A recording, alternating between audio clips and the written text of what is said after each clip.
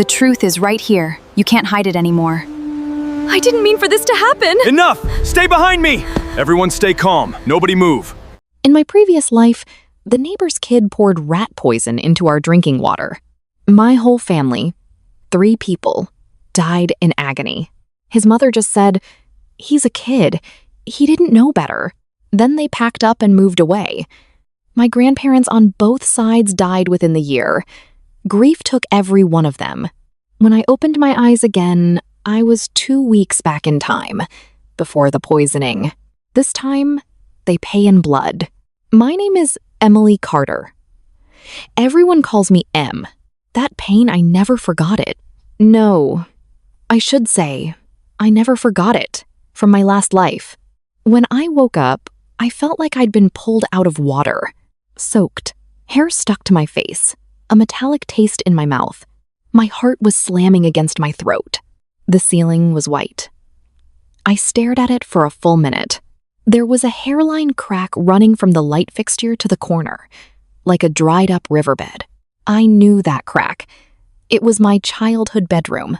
I moved out after college, only came home on weekends, but I remembered it perfectly. Then the pain hit again.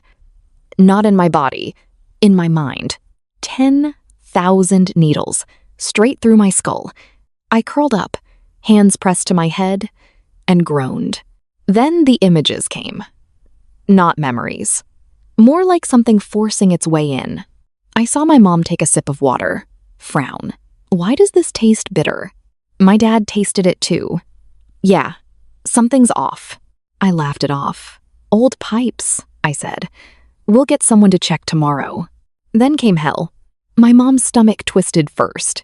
She collapsed off her chair, curled up like a shrimp, lips turning purple, eyes rolling back, foam at the corners of her mouth. My dad reached for the phone. His hand touched it. Then his whole body folded like a puppet, with the strings cut, twitched twice, went still. As for me, I remember lying on the floor, fingernails tearing into the grout between the tiles. I didn't feel the pain. My stomach was already eating me alive. My vision blurred. My ears rang. The last thing I saw was my mother's face. Blue, purple, eyes wide open, refusing to believe it. Then, dark. I thought that was the end. Isn't that how it works? You die, and it's over. It wasn't. The memory kept coming, like someone was forcing a movie into my skull. I saw what happened after I died. Not saw exactly. Felt. Like my soul hadn't left yet. It just hovered, and it watched everything. I watched my parents carried out under white sheets. I watched relatives collapse at our door, sobbing. I watched the police test our water and find tetramine in it. That word, tetramine, went through me like a blade. Then I watched the family next door. The Dawsons, Frank, his wife, Karen, their spoiled little monster, Tyler. I remember it clearly. The police knocked. Frank came out in slippers, smiling. They asked if his son had been in our apartment. He said no. Said his boy never wandered off. Karen stood behind him. I could read her face. Guilt she couldn't name. Mouth turned down, eyes on the floor, hands twisting a dish towel. Tyler hid behind his mother, peeking out with one eye. That look, I will never forget it. Not in this life, not in the last. It wasn't fear. It was the smug guilt of a thief who thinks he's untouchable. He knew exactly what he'd done. He just knew the adults would shield him. What came next made me want to crawl out of the ground and strangle both of his parents. The police found it. Tyler had come over to play at our place. While we weren't looking, he dumped rat poison in our water jug. When they asked why, his answer still makes my skin crawl. They wouldn't let me play on their iPad last time. I wanted to teach them a lesson. A lesson. With rat poison. It came from his own house. Frank kept it in the storage closet. Not locked. Any kid could grab it. Then I heard Karen's words again, floating beside my drifting soul. He's just a kid. He doesn't understand. We can't help it. A kid. Doesn't understand. 11 lives, gone. My parents, me, both sets of grandparents, every one of them dead within a year, buried under grief. A family, wiped clean off the earth. And all they said was, "The kid's young. He doesn't get it." If I could have spoken, I would have asked, "And you? Are the adults not getting it either?" They moved less than 2 months later. While the neighborhood was still buzzing, they packed up quietly and left. Nobody knew where, like a stone dropped in water. Ripples, then nothing. And my family's blood just dried up like it never happened. I wanted to scream. I had no throat. I wanted to cry. I had no eyes. I just drifted. Watching. Remembering. Then a sharp pain. My back arched. I jolted upright in bed, gasping. My fingers were locked around the blanket, knuckles white. Tears had soaked the pillow already. I was alive. No, I was alive again. My hand shook as I grabbed my phone off the nightstand. The date. September 14th. I stared at it, doing the math in my head. When did the accident happen? Last time. The night before October 1st. September 30th. That meant I had 2 weeks. 15 days. I closed my eyes and forced the tears back. When I opened them, they were dry. I sat there, replaying every image. Not for the pain this time. I wanted to burn them into my bones. Every detail, every face, especially Frank Dawson and Karen. If Tyler was the dog that bit someone, they were the owners. You don't just punish the dog. You go after the people who raised it, because no dog bites at random without an owner who let it. And in my last life, I never even got the chance to face them. This time is different. This time, I know exactly what's coming in 2 weeks. That thought settled me. A terrifying, icy calm, like a frozen lake still on the surface, violent underneath. I couldn't panic, couldn't move too fast, couldn't be as defenseless as I was before. I started planning. Step 1, confirm the timeline. It's September 14th. Nothing's happened yet. My parents are alive. Tyler hasn't made his move. Step 2, get evidence myself. I'm not waiting on the police this time. Step 3, the real one, make them pay. Not in the legal sense. I already know what happens to a minor for this. A few years in juvenile detention, then he walks out just fine. And his parents? The law barely touches them. A fine, an apology. Is that a price? That's nothing. I want their whole family in ruins. I want them on their knees. And I want to feel nothing when they beg. I want them lying awake every night for the rest of their lives. That's a price. I won't call him just a kid to let anyone off easy. Tyler poisoned my family. His parents grew the thing that did it. I got up and looked in the mirror. Same face. Thin, tired eyes, pale lips. But I knew what was behind them had changed. The girl in that mirror had crawled back out of hell. I washed up, got dressed, walked out of my room. Mom was in the kitchen, eggs sizzling, the range hood humming. She heard me and glanced back. Finally up? Were you up late? I looked at her face. The fine lines, the crow's feet, the gray creeping into her ponytail. Exactly the same as my last life. I almost broke down right there. I didn't let her see it. I had to let these 2 weeks run exactly like before.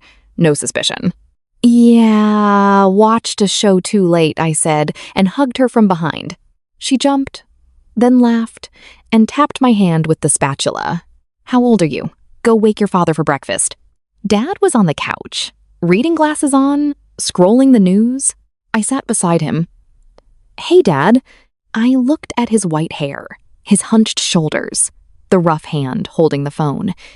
This man in my last life collapsed, trying to reach a phone to call 911 for Mom. Nothing, I said. Just wanted to say hi. He glanced at me, went back to his phone, but the corner of his mouth lifted.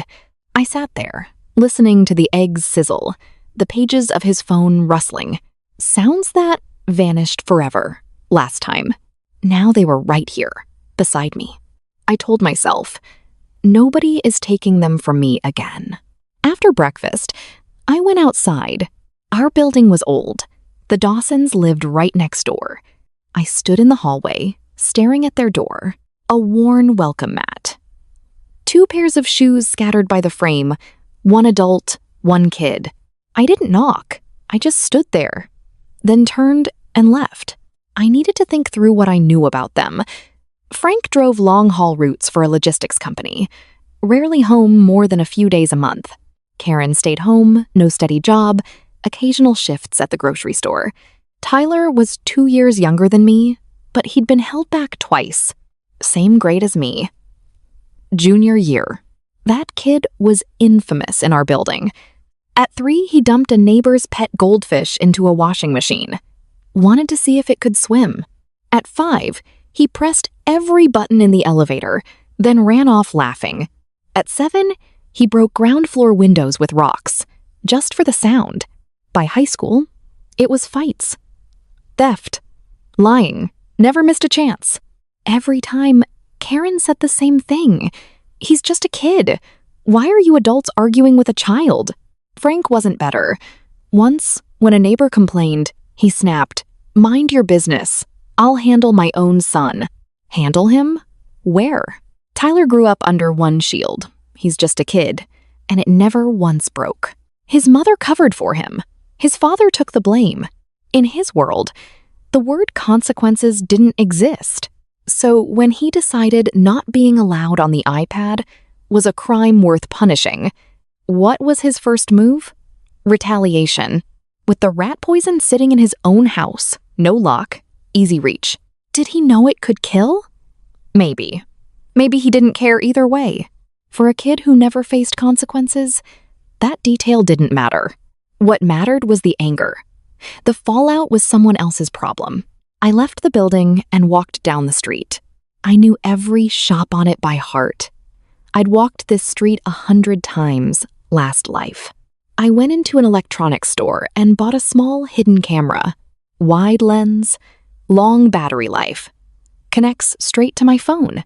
The clerk gave me a second look, but didn't ask questions. Then I went to a health store. I couldn't buy rat poison. It's controlled now. Can't get it through normal channels. That's not what I was after anyway. I bought herbal sedatives. The kind that calm nerves, help sleep, and a few sharp, pungent spices. Separately, harmless. Brewed together, they cause drowsiness, nausea, vomiting.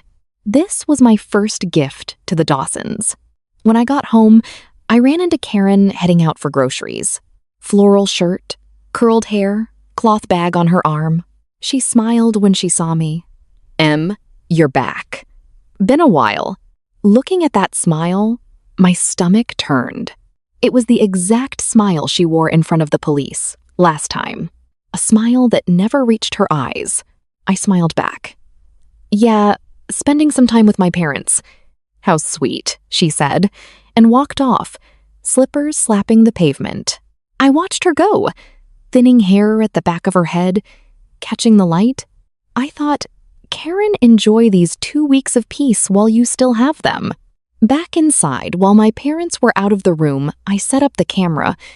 Behind a picture frame in the corner of the living room, a small hole in the frame gave a clean view of the whole space, especially the water dispenser. I tested the feed on my phone. Perfect angle, sharp image. From today, everything in that living room would be recorded. That evening, I went out to the balcony for the laundry. Only a thin wall separated us from the Dawsons. I could hear everything. Karen was yelling at Tyler. "I told you not to touch that. It was for your grandmother. I just wanted to see what was inside," Tyler shot back. No guilt in his voice at all. Then Frank, muffled, like he was lying on the couch. "Forget it, we'll just buy another one." "You spoil him," Karen muttered, but her voice had already softened. Tyler again. I want fast food. Fine, fine. After I finished cooking, I stood there folding laundry, catching every word. A kid who never had to say sorry for breaking things. A father who said, forget it. A mother who yelled, then took him out for dinner anyway. These 3 people were the ones who destroyed my family. I folded the last shirt and went back inside. After dinner, I processed the herbs, ground the sharp spices into a fine powder. Same color as ordinary herbal powder. Undetectable, mixed into food. I sealed it in a small bag and tucked it away. This wasn't poison. I'm not reckless. At worst, it causes a rough day. Vomiting, nausea, dizziness. Gone in a few days. That was exactly the effect I wanted. 2 days later, our building held a community potluck downstairs. Karen went every year. She loved showing off her sweet and sour ribs. This year, I had a little extra seasoning planned. This was just the start. They wouldn't know why their luck had turned, why their kid kept getting sick, why little things kept breaking. They'd just call it bad luck. By the time they understood, the trap would already be closed around them, and that packet of rat poison would still be sitting quietly in their storage closet. One afternoon, while Karen was out and Tyler was at school, I checked the closet. Never locked. Old furniture, broken boxes, a few bags of rat poison. The open packet sat on top of a box. Half used, tied loosely, no real knot. I stood there, holding my sealed bag of harmless powder. For a second, I thought about swapping it. Replace the poison with flour, sugar, anything. That way, even if Tyler tried, nothing would actually happen. I didn't do it. If I swapped it, what he'd throw in our water would be fake, harmless, useless as evidence. Last time, they walked free because the kid didn't know better. If it was fake poison this time, they'd only get bolder. No. I wanted him to use the real thing. I wanted it caught on camera, start to finish. Then I'd stop it before it ever touched my family's water. No one in my house was drinking poisoned water. Not this time. Not for 1 second. My plan was simple. 1. The night before, swap our water for clean bottled water. 2. Get my parents out of the apartment that day. 3. Hide in my room, watch the feed, and catch him in the act. 4. Call the police the second he's gone. 5. Before they arrive, take the footage next door myself. With a witness and hard evidence, there'd be no room to deny it. And whatever they tried after settling quietly, retaliating, I'd already thought it through. I wasn't giving them an inch. That night, my parents already asleep, I sat in my room with the surveillance feed open. The living room dark. Streetlight leaking through the curtains. The water dispenser stood in the corner, silent, waiting. I replayed every image from before. My mother's purple face. My father slumped on the floor. The blood under my own fingernails. My grandparents, one by one, collapsing at the funerals. Last time, those images were nightmares. This time, they were fuel. I rolled over and felt for the knife under my pillow. Cold handle. I'd slept with it every night since I woke up. I know that before I send them to hell, I have to stay alive myself. September 20th. 10 days left.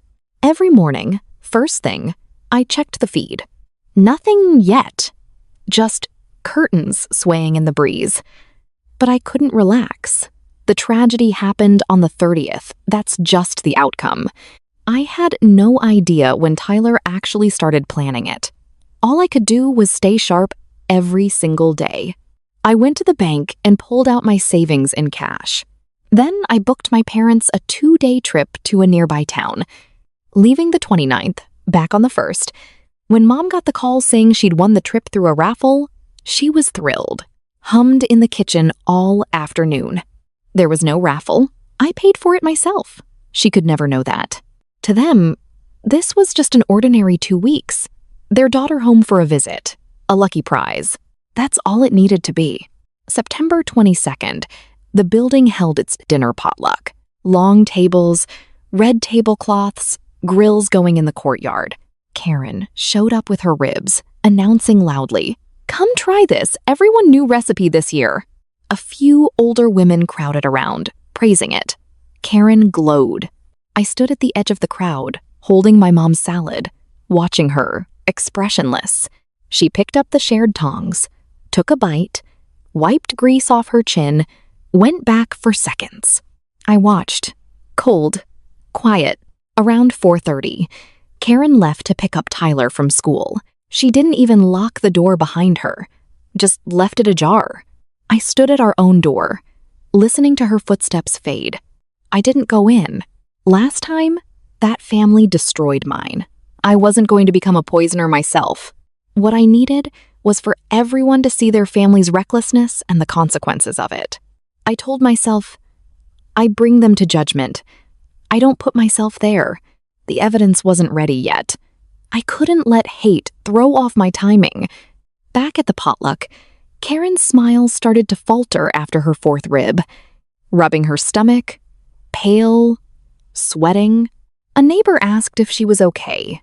She waved it off, ate too much at lunch, that's all.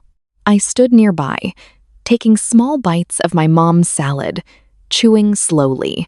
Half an hour later, Karen was drenched in sweat, clutching her stomach, hurrying inside. Frank was still drinking with the guys by the grill. He barely glanced over, went back to his beer. Tyler crouched near the food table, gnawing on chicken wings, grease on his chin. I watched the three of them, each one in their own world. A wife sick and alone, a husband indifferent, a son who only cared about eating.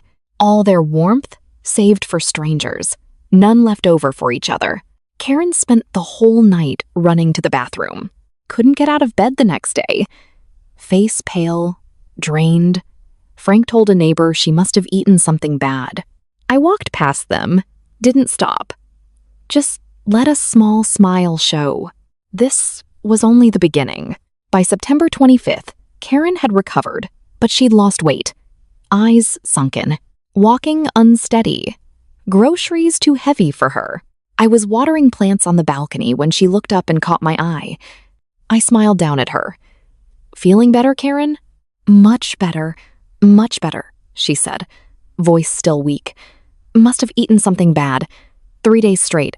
Take care of yourself." "Drink some electrolytes," I said, smiling. She nodded and walked off slowly. I kept watering the plants. Water dripped off the balcony down to the pavement below. September 27th. 3 days to go. I hadn't been sleeping, not from fear, from being switched on every hour, waiting. Good news! I had their whole routine mapped out. Frank was on another long haul. Wouldn't be back until after the 30th. Karen left for groceries around 9:30 every morning. Back an hour later, she picked Tyler up at 4:30. Home by 5:30. That gap after school was when Tyler struck last time. Around 5 or 6 in the evening, when everyone's busy cooking, the living room's empty. He could slip in and out in under 2 minutes. Nobody noticed. Not this time. The night of the 28th, once my parents were asleep, I quietly dumped out half our water jug, replaced it with clean bottled water from the kitchen. This new water was safe? I knew that. Tyler wouldn't. When he came to poison it, he'd believe it was the water we always drank. Before it went anywhere near my parents, I'd swap it again, and that poisoned water would become evidence nobody could touch. I crushed the empty bottles, buried them at the bottom of the trash, and went to bed. I ran through the plan one more time. Camera working, parents leaving on the 29th. I'd fake being sick and stay home on the 30th. Watch from my room. Call the police the second I had proof. Everything hinged together. One weak link, and it all falls apart. I only had one shot. It had to work the first time. The morning of the 29th, my parents left with their suitcases. Mom knocked on my door before they left.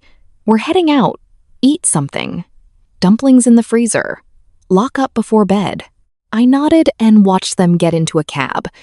As it pulled out of the lot, my chest tightened. Last time, they left just like this, for work, for errands, and never came home. I forced the ache back down. This time is different. This time, I bring them home. September 30th. My alarm went off. I grabbed my phone first thing. September 30th, Thursday. Today was the day. I got up, pulled the curtains, overcast, gray, heavy clouds, rain coming. I called the school and reported sick, bad stomach flu. Nobody asked questions. I made tea, sat on the couch, sipped it slowly. The water dispenser sat clean and clear, catching the gray light. The clock ticked. That was the only sound. I rinsed my cup, went to my room, left the door cracked open just enough to hear the living room. Propped my phone on the nightstand, feed open, brightness low, plugged into the charger. Then I waited. Waiting is the worst part. You know it's coming. You just don't know when. At 4:30, I saw Karen through a gap in the curtains, heading out to get Tyler. My heart started pounding. At 5 to 10, footsteps in the hallway. Light steps, then heavy ones. Karen's slippers. Tyler's sneakers. Their door opened, then slammed shut. My heart beat faster. The feed stayed empty. The dispenser, untouched. 5:20, 5:25, 5:30. Every minute felt like a year.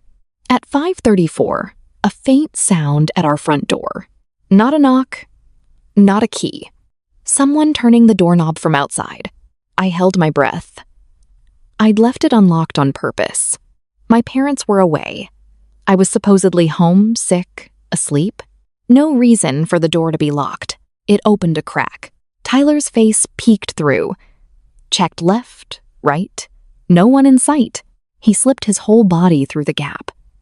Quiet. Practiced. No shoes, just socks. Moving silent across the tile. On my screen, his figure was clear. There was a look on his face I can't fully describe. Not fear. Not nerves. A kind of thrill, the specific excitement of doing something wrong and getting away with it. In his hand, a crumpled plastic bag. He pulled out a small paper packet. Pale yellow powder inside. My eyes locked on the screen. My knuckles white around the phone. He walked to the dispenser, checked around him again, poured the powder straight into the tank, watched it spread across the surface. Sink. He stuffed the empty pack, closed the door with a soft click behind him. The room fell silent again, like nothing had happened, except the water. I sat frozen, staring at my phone, palms soaked in sweat. I watched him come in, watched him pour it, watched him leave. Under 2 minutes, start to finish. Every angle covered. His face, his hands, the packet, no blind spots. This was it. Undeniable proof.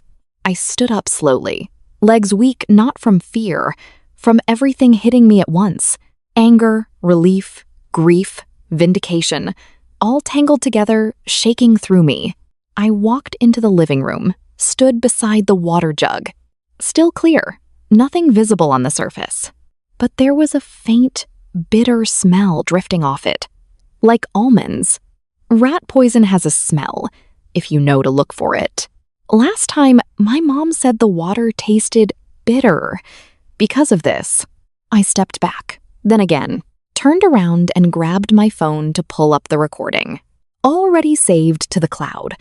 I watched it again, start to finish. Clear footage. Recognizable face. Clean timestamp. I backed it up 3 ways. Cloud, phone, and an email only I knew. Then I took a breath and dialed 911. Hello?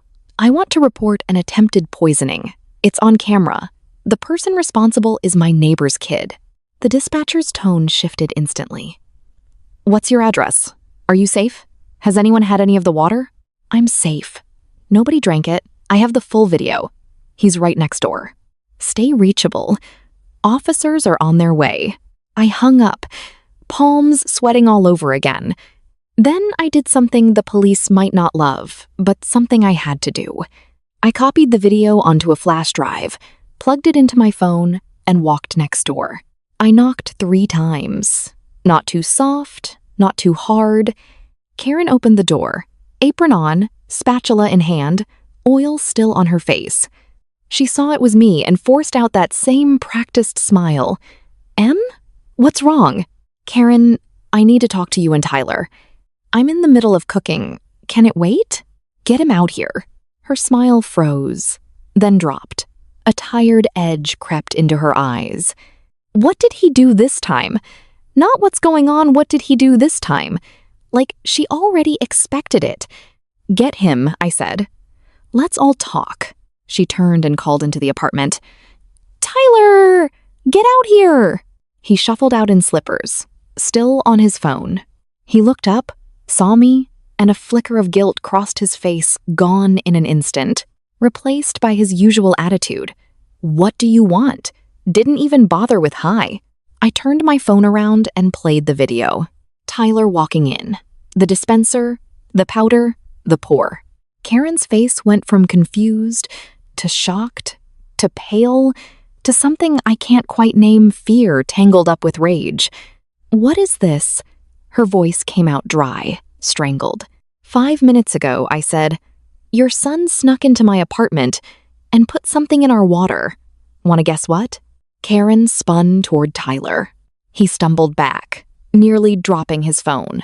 His defiance cracked wide open, replaced by the panic of someone who's never faced a real consequence in his life. It was a mistake. Was that you in the video? I asked. Quiet. He opened his mouth. Nothing came out. Karen's face trembled. She looked at me, at the phone, at her son. Then she did something I will never forget. She stepped in front of him, shielded him with her body. Chin lifted, eyes locked on mine, and all the panic drained out, replaced by that same rehearsed calm. This has to be a misunderstanding. Tyler was just joking around. Kids don't always think. I held up a hand. Don't say anything else. Save it for the police. Karen's face went sickly gray. The spatula slipped out of her hand and clattered to the floor. You called the police? I didn't answer. I turned to walk back to my apartment. Behind me, her voice cracked into something sharp, almost a scream. Who gave you the right? He's a child. He doesn't know any better. What kind of adult argues with a kid? I stopped, turned back to face her. Wide eyes, bloodshot, apron splattered with oil. Hair a mess. Not angry, really. Scared. Because this time was different. This wasn't a broken window. This was poisoning. On camera. He's a kid might not save her this time. Karen, I said, looking her dead in the eye. I just turned 18. I'm barely older than him. But I've known one thing since I was small. The hallway light flickered off, leaving just the glow from under 2 doors. Half her face lit, half in shadow, frozen like a cracked mask. Tyler peeked out from behind her, one hand gripping the hem of her apron. I finished. Before a dog bites, the owner never thinks its teeth are sharp. The light snapped back on. Her face went white as paper. I turned and walked into my own apartment. Closed the door. 3 seconds of silence. Then Karen's voice exploded not at me, at her son. What did you pour in there? Tell me. Then Tyler's crying. That sharp, self-righteous whine of a kid who's never once said sorry and meant it. I just wanted to teach her a lesson.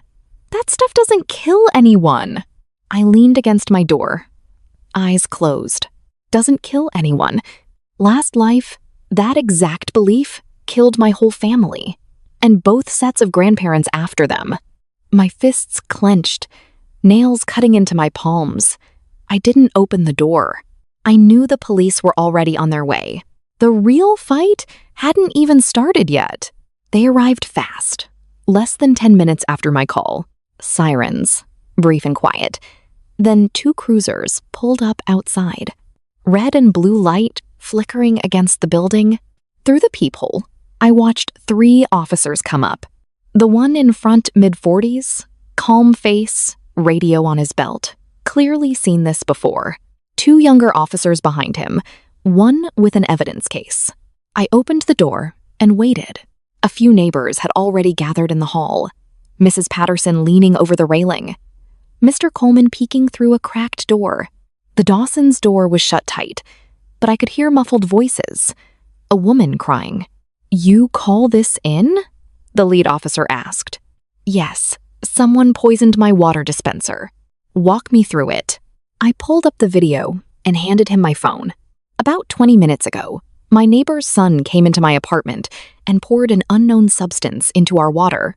Caught on my living room camera. The dispenser's untouched, I didn't move it. He watched, frowning deeper as it played. Passed the phone to the female officer beside him. Her face went serious too. "This kid, he's your neighbor?" "Right next door, Tyler Dawson. 17. His parents are home too, I already told them. Did anyone drink the water?" "No. I called the second I saw it. Nobody touched it. My parents are out of town, so I'm the only one here." He nodded, some of the tension easing off his shoulders. No victim meant a different kind of case. Then his face hardened again. Attempted poisoning is still serious, especially with footage like this. "Reyes, grab a sample from that jug. Turner, go get the kid." The 2 officers split off. The female officer, gloved up, went in for the water sample. The other knocked on the Dawson's door. No answer at first. He knocked again, harder. The door opened. Not Karen Frank. I froze. He wasn't supposed to be back yet. Not for 2 more days. But there he was. Wrinkled shirt, hair a mess, the exhausted look of someone who'd driven all night. Clearly, Karen had called him and he'd turned the truck around. His eyes went past the officer, straight to me. A look I can't fully describe. Not anger, not fear. Something like, "How could you do this to me?" Like I'd wronged him.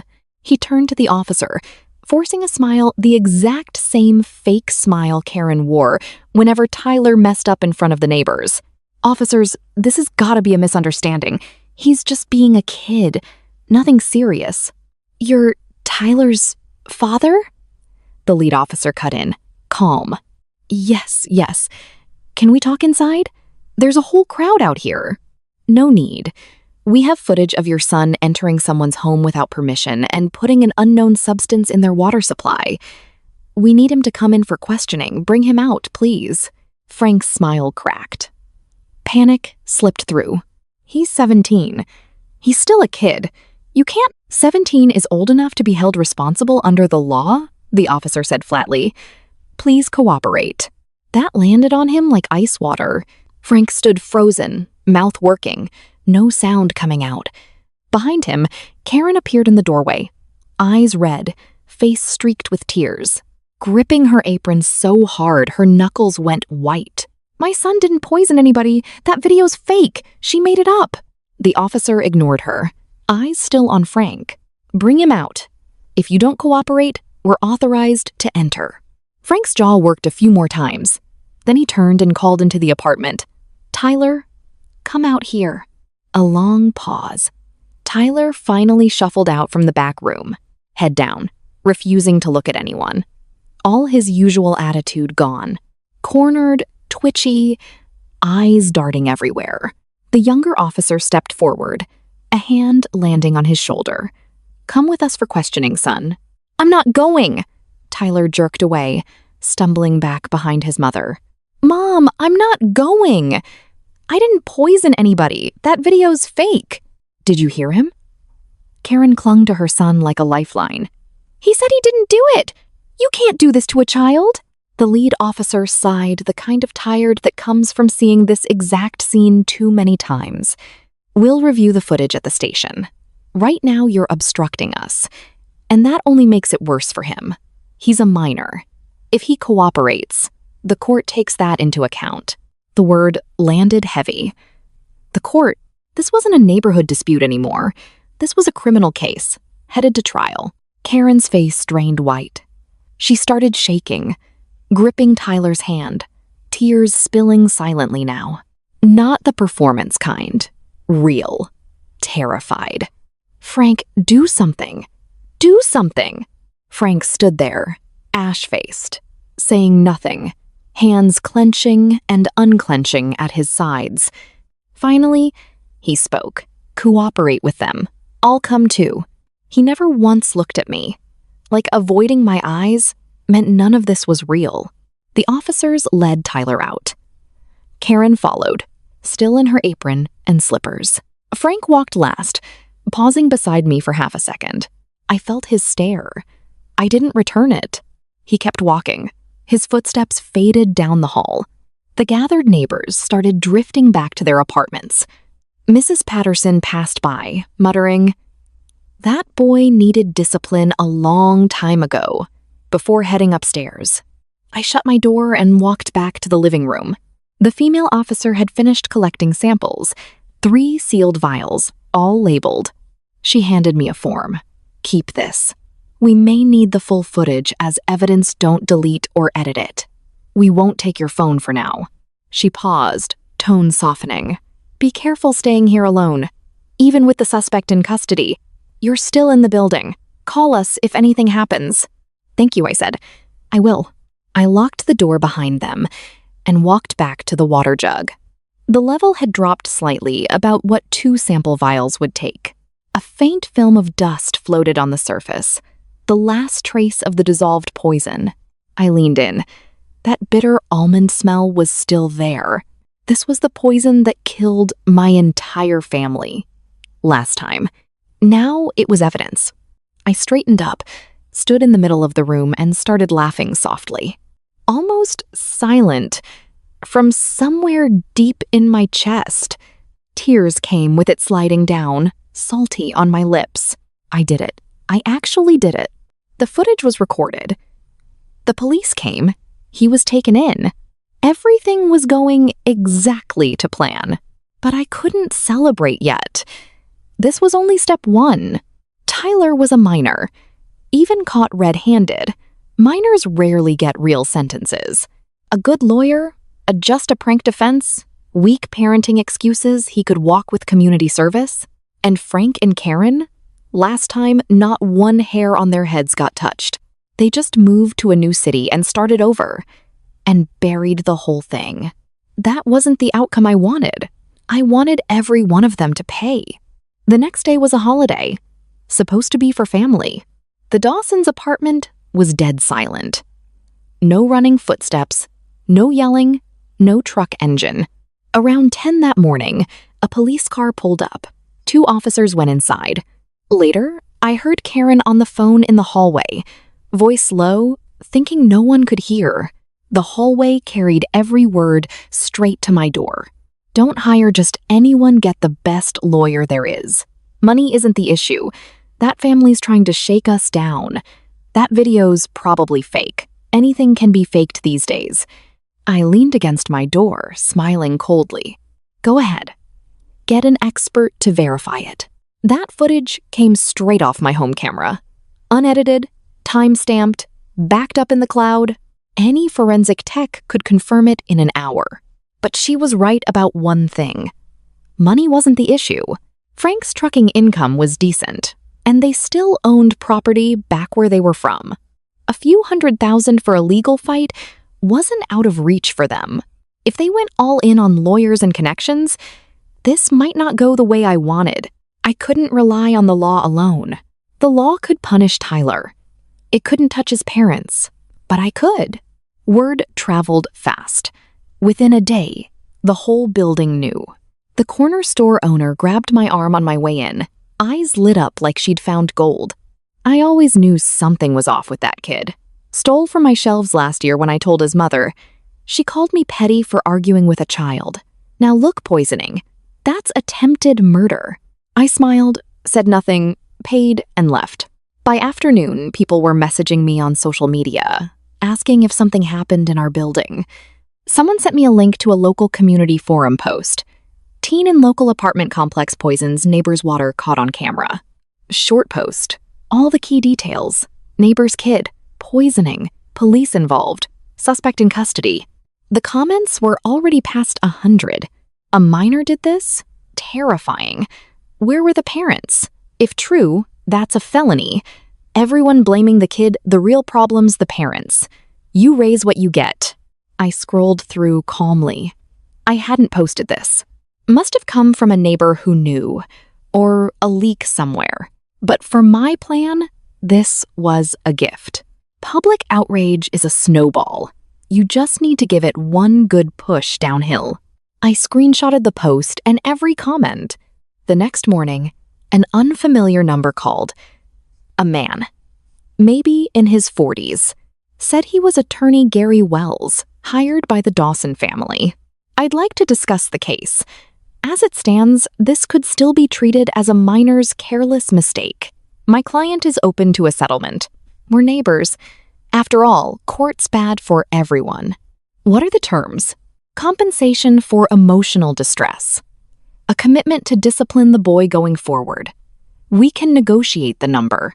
Mr. Wells, I said, cutting in, have you actually watched the footage? A 2-second pause. Yes, I have.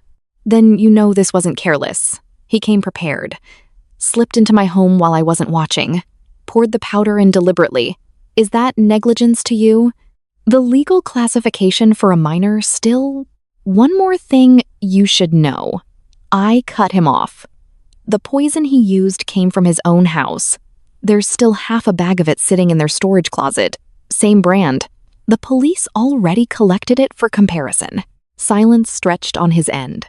So you're saying you won't settle? I'm willing to settle, I said. But you don't set the terms. Frank and Karen come talk to me themselves. On their knees. Another long silence. I'll pass that along. He hung up. I stood by the window. Gray sky, low clouds, wind pulling dead leaves across the lot. Some kids were playing downstairs, laughing. I thought every child starts as a blank page. Who drew all this on Tyler's? It was them. Every act of indulgence, every excuse, one stroke at a time, turned a kid into a poisoner. So their kid has to answer for it, and so do they. That afternoon, I went to the police station. Detective Mark Reyes, I'd learned his name by then, met me in his office, poured me a glass of water, flipped through his file. We reviewed the full footage. No issues, technically. Toxicology confirmed tetramine in the water sample. Combined with Tyler's own statement admitting to it, we've got a solid case. My heart skipped. He confessed, Reyes said, taking off his glasses, rubbing his eyes. But he's claiming it wasn't intentional. Says he just wanted to scare you. Thought it would only give you a stomachache. Denies any intent to actually hurt anyone. I almost laughed. A 17-year-old doesn't know tetramine is deadly poison? You believe that? Reyes didn't answer. His eyes did it for him. Either way, there's enough here to file charges. Attempted poisoning by a minor is serious, even unsuccessful. Case goes to the prosecutor next. What about his parents? Reyes paused. His mother cried at the station all day. His father's been calling around trying to find connections and lawyers.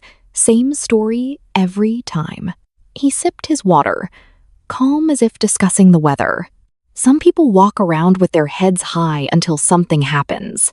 Then suddenly they're the victim. I've seen it 100 times. Detective, hypothetically, if I refused any settlement and pushed for full prosecution, where does this land? He thought about it. Depends on the prosecutor and the judge. If the poisoning charge sticks, even as an attempt, minimum's around 3 years. Minor status and a full confession might knock that down. My guess, a year or 2 in a juvenile facility. And his parents? Reyes shook his head. Can't charge them for bad parenting unless we can prove they told him to do it. The law couldn't touch them. I could. Leaving the station, it was nearly dark. I passed an electronics store window playing a local news segment, some unrelated case, a mother sobbing, kneeling for a settlement. Not the Dawsons. but it gave me an idea. I went home, pulled up the forum post again. Comments were multiplying. People who claimed to live nearby had started adding details, nothing outright naming him, but enough that anyone who knew the family would recognize exactly who it was. The outrage was building. It wasn't enough yet. I needed to add fuel.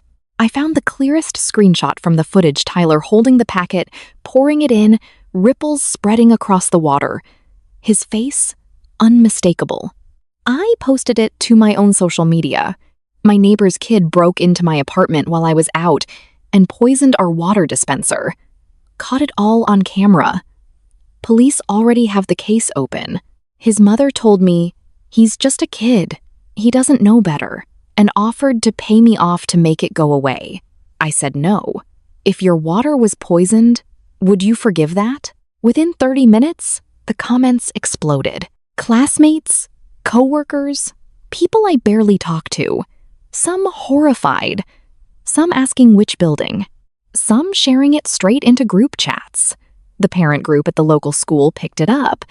A teacher called, asking about it. The school was already holding a meeting. I put my phone on silent. This was all expected. Things like this, if you don't make noise, get buried, settled quietly, forgotten. But once it's online, once the school knows, once everyone's seen it, nobody can bury it anymore. The Dawsons wanted a quiet settlement. Too late. There was never going to be a quiet option. I still had one more card. That day in the storage closet, I'd taken photos. The half-empty bag of poison sitting on a box, brand clearly visible. The whole closet cluttered, unlocked, poison sitting in plain reach. A 17-year-old could grab that any day of the week. If this ever hit court alongside the footage, no lawyer could spin their way around it. This wasn't a kid's prank. This was the direct result of a household with zero safety, zero supervision. And that responsibility sat squarely on the parents. But I wasn't handing these photos to the police. I was giving them to the press. The story was already at the center of public attention. Picture the headlines. Behind the poisoning. How did a minor get access to deadly rat poison? A decade of indulgence behind one poisoning case. Local outlets would eat it up. Hundreds of thousands of reads. After that, Frank and Karen couldn't hide. Their names, their faces, their jobs all exposed. Would his trucking company keep a driver whose son poisoned a family? Would the grocery store keep Karen on shift once everyone recognized her? Would any school even take Tyler back after this? This wasn't a punishment the courts could hand down. This was the cruelest sentence society has: total public ruin. That's exactly what I wanted. Days passed with no movement from the Dawsons. I heard Tyler had been transferred to a juvenile detention center, awaiting formal charges. I didn't ask exactly where. Didn't care. A caged animal doesn't need my attention. The two still outside, they were the ones I had to finish. On the last day of the long weekend, I was walking back from the store when I saw Frank's car parked outside. He was pulling a cardboard box out of the backseat, clothes and supplies, probably for Tyler. Karen stood beside him, holding grocery bags, face blank. She'd lost weight fast. Cheekbones sharp, eyes sunken, at least 10 years older than a week ago. She saw me and froze, bags rustling in her hand. Her expression was a mess, hatred, fear, something else. Like all the air had gone out of her at once. Frank noticed me too.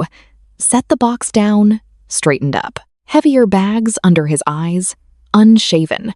Clearly hadn't slept in days. I ignored them and walked toward the building. Wait.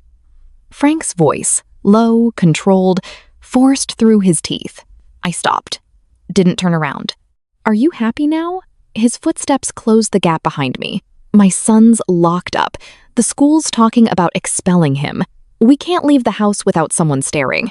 My phone won't stop buzzing. Are you happy now? I turned to face him. He looked worse than the night the police took Tyler. Back then, exhausted as he was, there was still fire in his eyes. Now it was just anger tangled with helplessness. "Frank," I said, same tone as always, "you're making it sound like I'm the one who ruined your family." Karen exploded. Bag hit the ground. She stormed forward, eyes red, face shaking. "You put up cameras. You called the cops. You posted it online. Did you plan this from the start? You just wanted to ruin our boy." Karen Frank grabbed her arm, but she fought him off, pointing a shaking finger at me. "He's 17. He's still a child. Do you know you've ruined his whole life?" Windows started opening around the courtyard.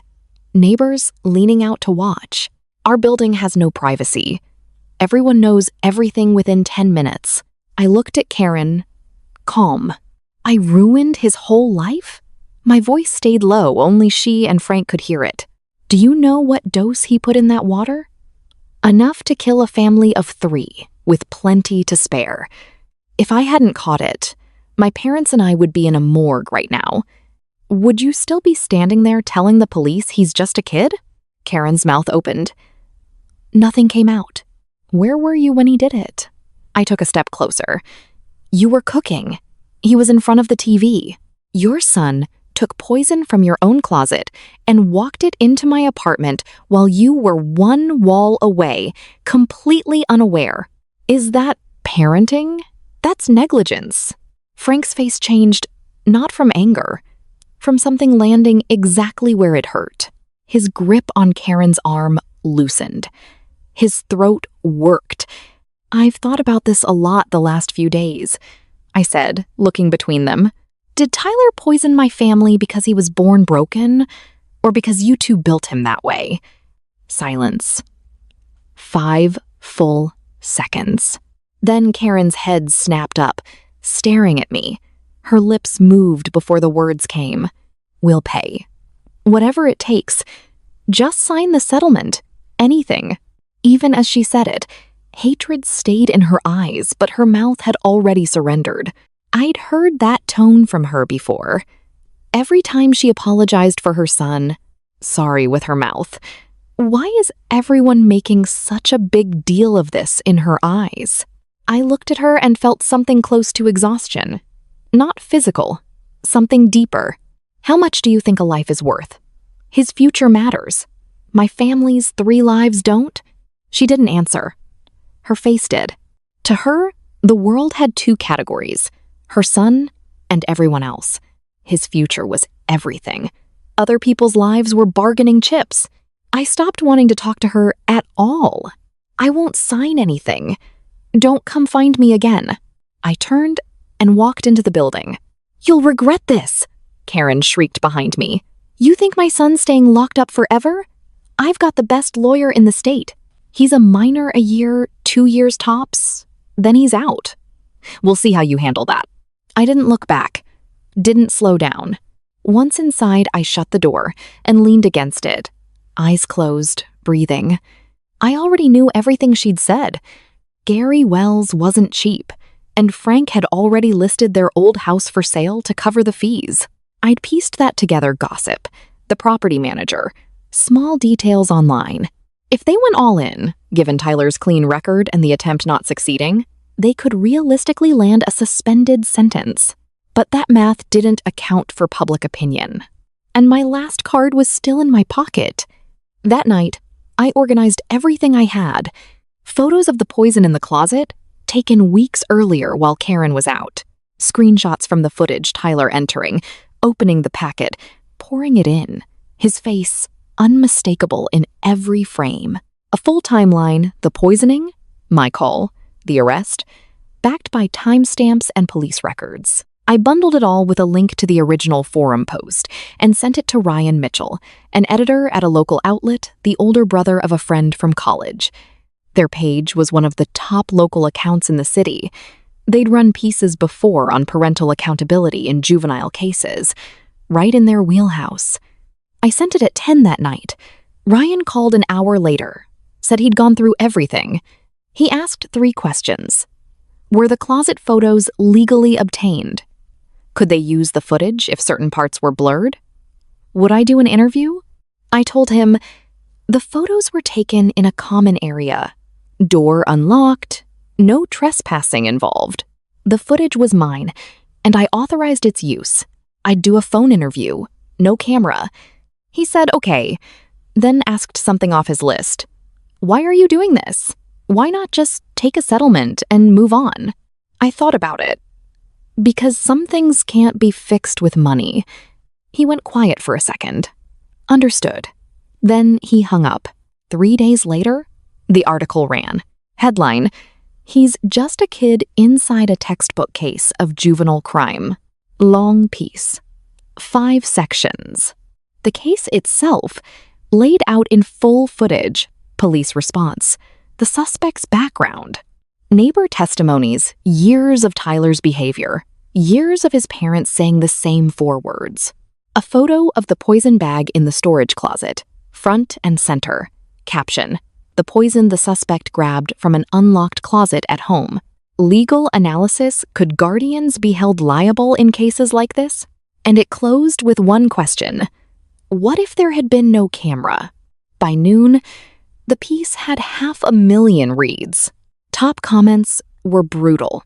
The parents are worse than the kid. The dad wanted to pay his way out like father, like son. I was working a job at 17. He's not a baby. The parents should be criminally liable too. By afternoon, local TV was calling, wanting an interview. I declined, said the case was still active, wasn't appropriate to comment. The real reason was simpler. I didn't need to say anything else.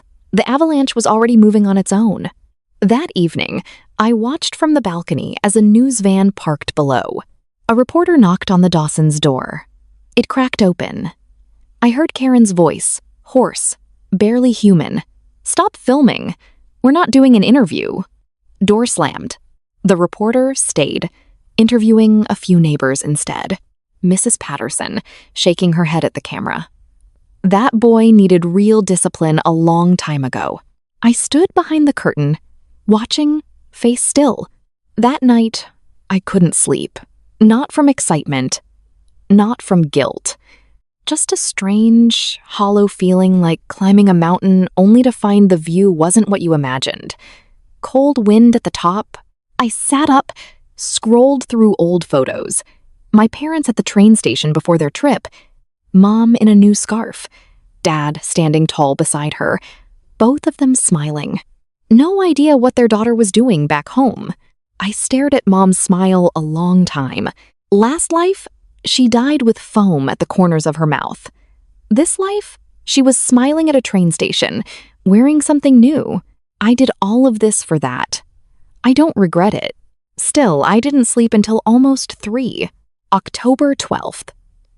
Someone I didn't expect showed up. Frank. He didn't corner me in the hallway. This time he waited outside the breakfast place I always went to. I stepped out with a coffee and saw him under a tree, smoking, jacket stained, hair a mess. He looked 20 years older than 2 weeks ago. He crushed the cigarette and walked toward me. I stepped back instinctively. Not from fear he'd hurt me, from fear he might drop to his knees and beg. I'd heard he'd already tried the property manager, an old contact at the precinct, the school principal, turned away every time. He didn't kneel. He just stood there, hands in his pockets, shoulders slack. His eyes weren't angry, weren't pleading either, just empty, like a gambler who's lost everything, watching people walk by outside the casino. You're the one who leaked the story, not a question. I didn't deny it. He pulled out another cigarette, didn't light it, just let it hang from his lip while he talked. People back home saw the article. My dad called to scream at me, said I disgraced the family. 10 years building a reputation as a driver gone. Company put me on leave. Karen's mother ended up hospitalized from the stress. Are you happy now? Same 3 words as before. But this time, it didn't sound like anger. It sounded like someone confirming a final score. Frank, I said, hands in my coat pockets. Let me tell you something. He didn't expect that. Waited. When you're out driving those long hauls, ever seen a driver who's exhausted, barely able to keep his eyes open, but keeps going anyway until the truck flips? Whose fault is that? He said nothing. The cigarette trembled between his lips. I think it's two people's fault. The driver, obviously. I looked straight at him and the person in the passenger seat. If they're asleep, fine. But if they're wide awake and they say, "It's fine, keep going, I've got your back," don't they share the blame too? Something in his face cracked. Not surprise, not anger. A kind of painful understanding, like something inside him had just been pierced. When Tyler drove that car off the cliff, you were both in the front seat, I said. One of you cracking sunflower seeds, the other dozing off. Now the car's over the edge. And you want to tell people the kid drove himself into it. Do you think anyone believes that? The wind knocked the cigarette out of his mouth. It hit the ground, rolled, stopped at my feet. I left it there. Long silence. Traffic on the street. Footsteps on the sidewalk. All still going. Between the two of us, everything had stopped.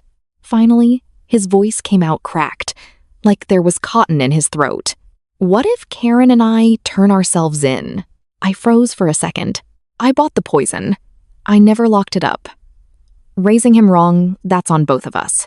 He looked up, eyes bloodshot, exhausted past the point of pretending.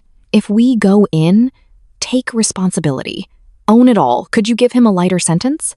Not forgiveness, just a chance to come out and start over someday. I didn't answer right away. He's 17, Frank said, voice shaking. No performance left in it. Even if he's a monster, I'm the one who raised him. If someone needs to be punished, punish me.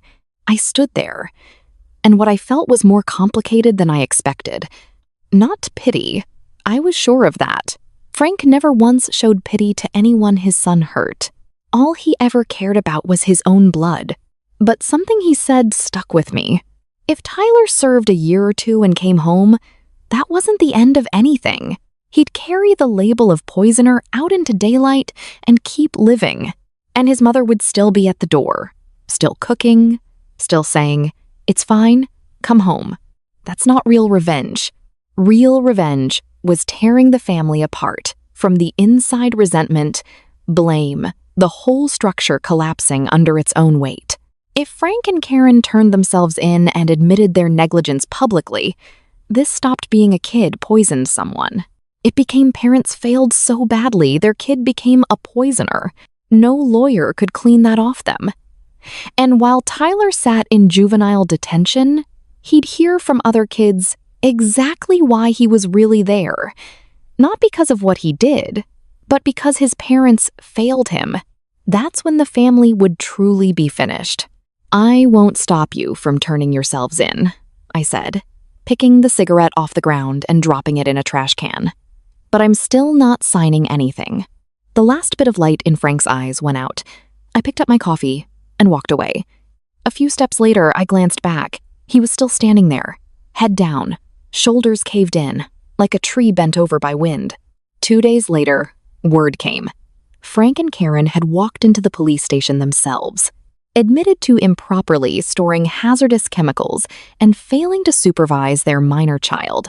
The police took their statements and forwarded everything to the prosecutor, alongside the main case. News spread fast again. New headlines: parents in poisoning case, turned themselves in a little too late but something. Comments split down the middle, some saying, "Where was this energy a month ago?" Others saying, "At least they finally did the right thing." I knew the real reason, though. They didn't turn themselves in out of conscience. Living under that kind of public scrutiny had simply become worse than jail. For me, none of that mattered anymore. My plan had reached its final stage. I took the family photo off my shelf and set it on the nightstand. The three of us at the beach, wind in our hair, all smiling. Summer after I got into high school. I looked at it for a while. Whispered, "Soon." Outside, the sky had gone dark, streetlights flickering on. The Dawson's windows were black. Curtains shut tight. No light anywhere. I thought this isn't over yet, but the hardest part is behind me. Now I just wait. For the trial, for the verdict, and then it's done. I didn't go to the courtroom the day of the trial. not out of fear. I'd already done everything I needed to do. Every piece of evidence was already in. The room would be full of lawyers, reporters, a judge, the public. They didn't need me there. Even if I went, I'd just be staring at the backs of 3 heads, hearing an outcome I already knew. I went somewhere else instead. It was raining that day. Not a storm, a thin, cold, steady autumn rain. I bought a bouquet of white chrysanthemums, no filler flowers, just the plain wrap, and took a cab to the cemetery on the east side of the city. Rows of gray headstones lined the hillside, like books standing on a shelf. Almost nobody around, except a groundskeeper in a raincoat, far off, who gave me a small nod. I climbed the stone path, rain tapping against my umbrella like fingers on a drum. The air smelled like wet soil and pine. My grandparents were buried on the east side, near an old tree. My other grandparents, on the west side, near a row of newer plots. All 4 of them dead within a year, last life because of what happened to my parents and me. My grandfather went first. Heart attack, at the funeral, before he even reached a hospital. My grandmother lasted 3 months. A neighbor found her after days of no contact. She'd passed peacefully in her sleep. On the other side, my grandmother lost her sight in one eye, fell, and never got back up. My grandfather was the last. Alone. No one with him. I never knew any of this. Last life. It came to me all at once. The day I was reborn, my soul drifting, watching everything happen. Those images hurt worse than my own death, because dying was fast. But for them, every sunrise was another knife, another day, reminding them their child was gone. Their granddaughter was gone. Everything gone. I set my umbrella against my grandfather's headstone, covering the space in front of it. Split the flowers into 4 bundles, 1 for him, 1 for my grandmother, and 2 more to carry to the other side. I crouched down, wiped the rain off the stone with my hand. Cold marble. Water pooling at the base. Grandpa, I'm here. My voice barely rose above the wind, but I kept talking, like he could hear me. I did it. That kid who poisoned our home, his trial started today. The evidence is solid. He's not walking away from this. Neither are his parents. Their whole family's paying for what they did. Wind moved through the branches above, shaking loose rainwater onto my umbrella. You and Grandma and Mom's parents too, don't worry about us anymore. I kept them safe. I protected them. My throat tightened. I stood, raised the umbrella, and walked to my other grandparents' graves. Crossing the main path, a thought hit me. Last life, these 4 graves were real. 4 people, driven into the ground by grief over one poisoned family.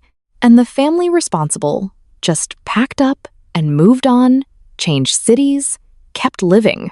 Nobody remembered our blood. Nobody remembered their tears. This time, it's different. After laying the last bouquet, I checked my phone. Trial started at 9:30.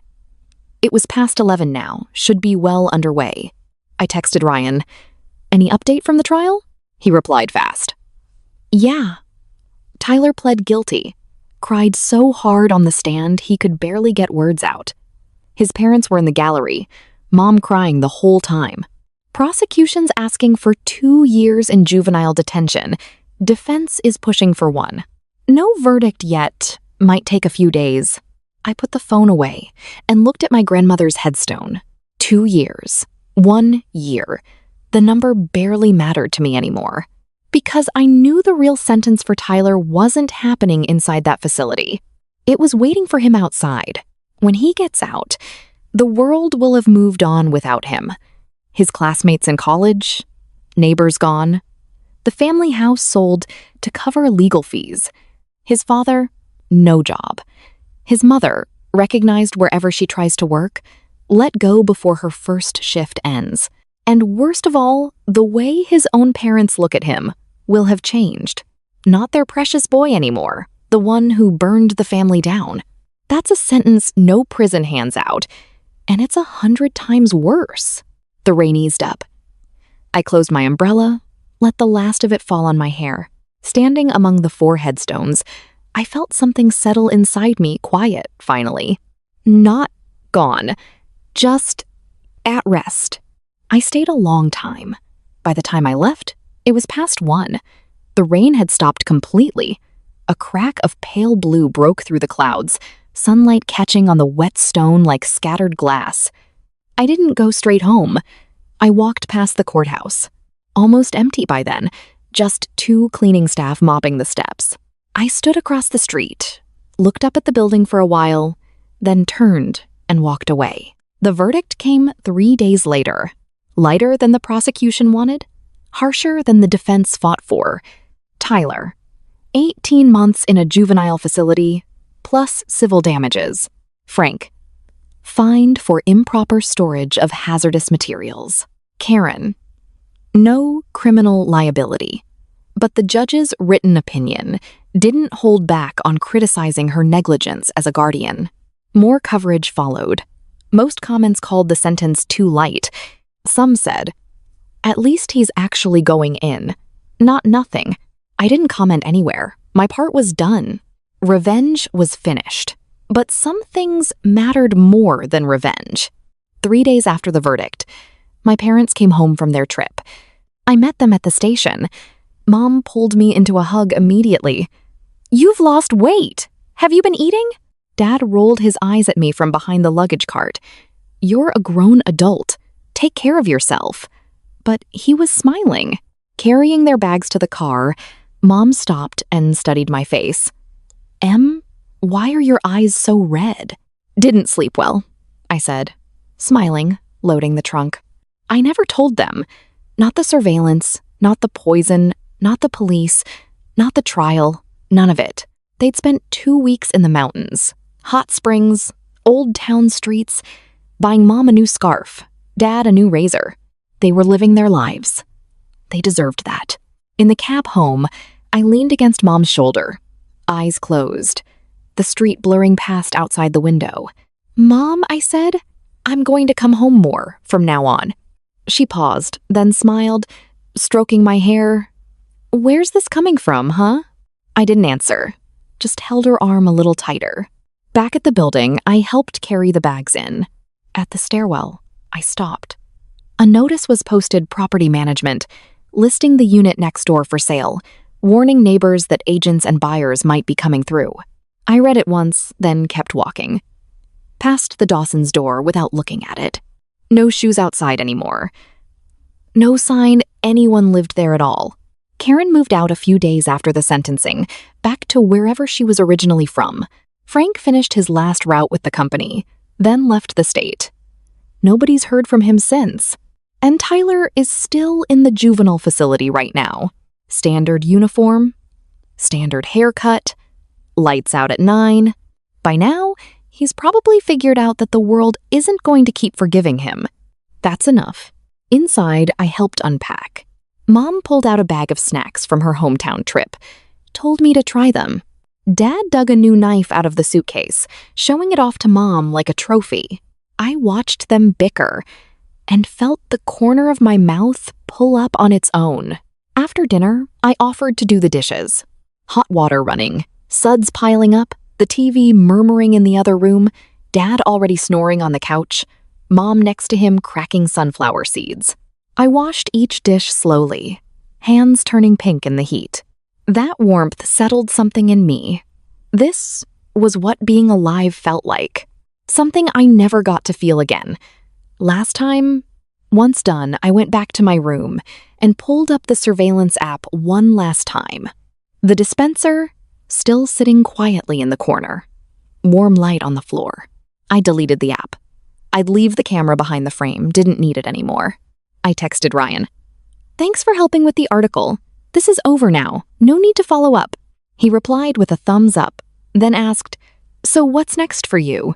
I thought about it, then typed back, "Live well." I set the phone down. Before the screen went dark, I caught sight of the beach photo again. The 3 of us. Sunlight. Smiling. I picked it up and set it beside my pillow. Turned off the light. In the dark, I could hear Mom cracking seeds in the living room. Dad's snoring, some show murmuring on the TV. All of it, noisy and small and completely ordinary. Last life, my nights were silent like a grave. This life, they're loud, warm, alive. I turned over, face in the pillow. It smelled like sunlight. The old images were still there, my mother's face, my father on the floor, the blood under my nails. They'll never fully leave. I know that now. But new images have started growing next to them. Mom laughing in a new scarf at the train station, Dad rolling his eyes at me, smiling anyway, eggs sizzling, snoring, sunflower seeds cracking in the next room. The old ones are black. The new ones are gold. Gold doesn't erase black, but they can live side by side. Like a tree growing out of burned ground roots in the ash, leaves reaching for the sun anyway. I am that tree. My last thought before I fell asleep. Tomorrow, I'll get coffee and donuts. Sweet for Mom, black for Dad, and a little something just for me. Tomorrow is a good word.